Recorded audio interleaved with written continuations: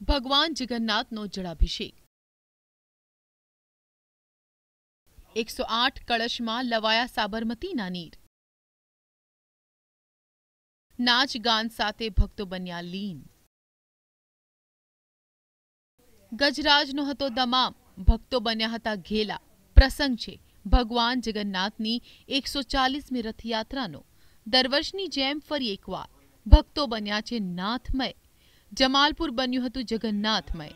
જેઠ સુદ પૂનમ એટલે ભગવાન જગન્નાથની રથયાત્રા પૂર્વે અતિ મહત્વપૂર્ણ જળયાત્રાનો મહોત્સવ। 600 ધ્વજ પતાકા સાથે સાબરમતી નદીમાં ગંગા પૂજન થયું, જેનો માત્ર ભક્તો પરંતુ સાધુ સંતો, નેતાઓ અને અધિકારીઓનો પણ જમાવડો જોવા મળ્યો।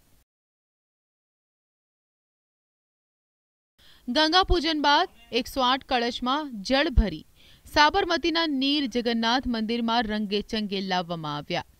14 ગજરાજ પર પારંપરિક કળશ અને 1008 મહિલાઓ કળશ લઈને યાત્રામાં નીકળી હતી। જળયાત્રાના રંગ આટલેથી અટક્યા નહીં। 501 લોકોએ વિવિધ રંગોના ધ્વજ, 51 લોકોએ ચાંદીની છડી, ચંવર, છત્ર સાથે 10 જેટલી કાવડમાં ભગવાન માટે પ્રસાદ પણ લઈ આવ્યા હતા।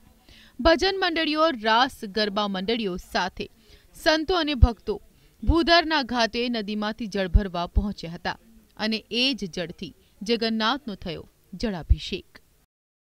ભગવાન જગન્નાથની આજે જલયાત્રા યોજાઈ અને જલયાત્રામાં ગંગા વિધિ બાદ તેમનો મહાભિષેક કરવામાં આવ્યો હતો અને ત્યારબાદ અહીં જે ગજરાજનું સ્વરૂપ છે ભગવાને ગજવેશ ધારણ કર્યા છે અને આ ગજવેશના વર્ષમાં એક જ વખત ભક્તોને છે દર્શન કરવા મળતા હોય છે। આજે ભક્તો મન મૂકીને દર્શન કરી રહ્યા છે। ભગવાનના દર્શન કરવા એક લાવો લેવા મોટી સંખ્યામાં લોકો ઉમટી પડ્યા છે।